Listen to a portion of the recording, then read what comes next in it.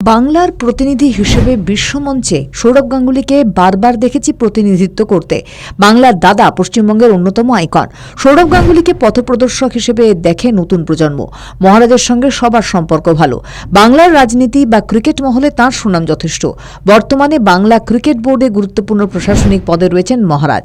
পশ্চিমবঙ্গের মুখ্যমন্ত্রী এবং তৃণমূল সুপ্রিমো মমতা বন্দ্যোপাধ্যায়ের সঙ্গে সৌরভ গাঙ্গুলিকে বিভিন্ন অনুষ্ঠান মঞ্চে দেখা গেছে।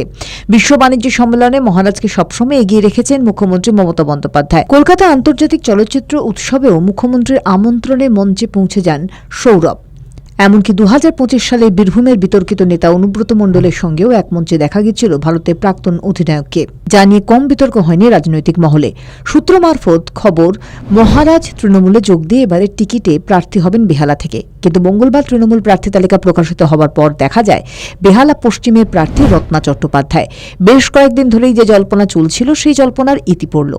তৃণমূলের প্রার্থী তালিকা সামনে আসার পর দেখা যায় একের পর এক চমক।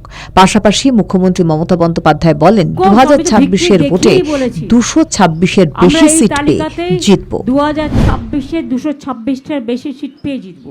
আমাদের ভিডিও ভালো লাগলে লাইক ও শেয়ার করুন। কমেন্ট সেকশনে আপনাদের মতামত জানান। আরও ভিডিও পেতে আমাদের চ্যানেলটিকে সাবস্ক্রাইব করুন এবং প্রতি মুহূর্তে খবরের আপডেট পেতে প্রেস করুন বেল আইকন।